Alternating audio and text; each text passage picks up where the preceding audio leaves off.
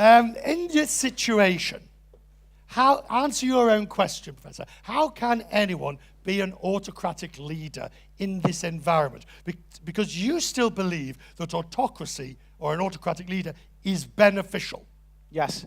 So what I'll do is I'll give you my logic, my reasoning, and then we'll see what people think, and we'll chat with everybody in the room. Is that okay?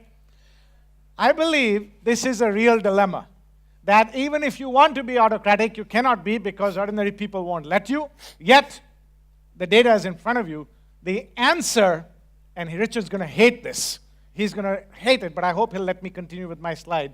The answer is positive autocracy. And now he's going to say, I hate it! I hate it! I hate it! Now you can carry on. I thought you'd say, I won. The answer is to practice positive autocracy. And this is hard. There is very fine balances embedded in these 5 keys to positive autocracy. Let me run through them, and some of them may even sound,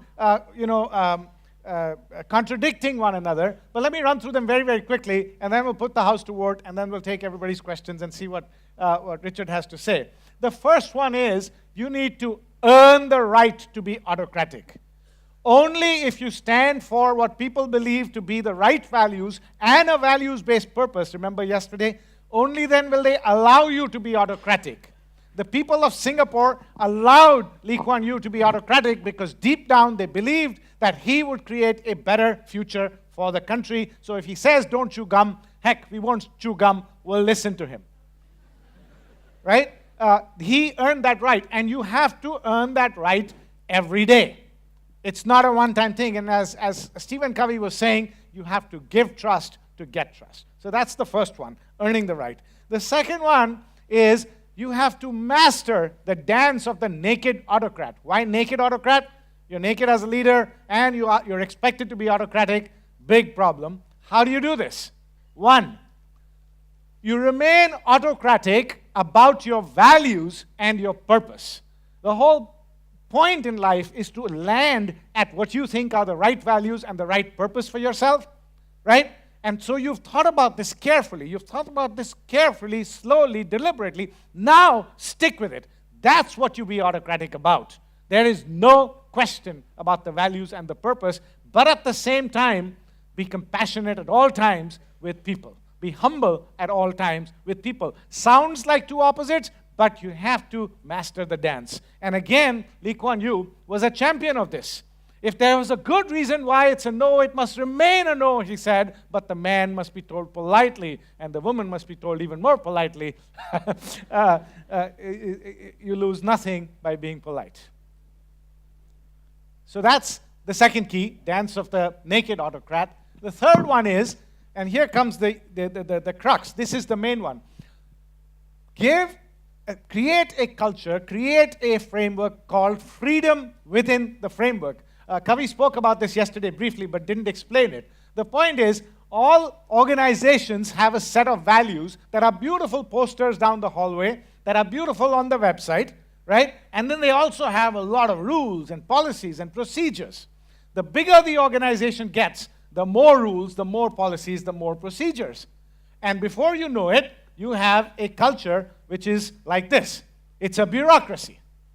And we are saying, in the age of speed, instead of creating a culture based on rules, because rules get outdated before the ink dries on them, you need to create a culture where people live the values.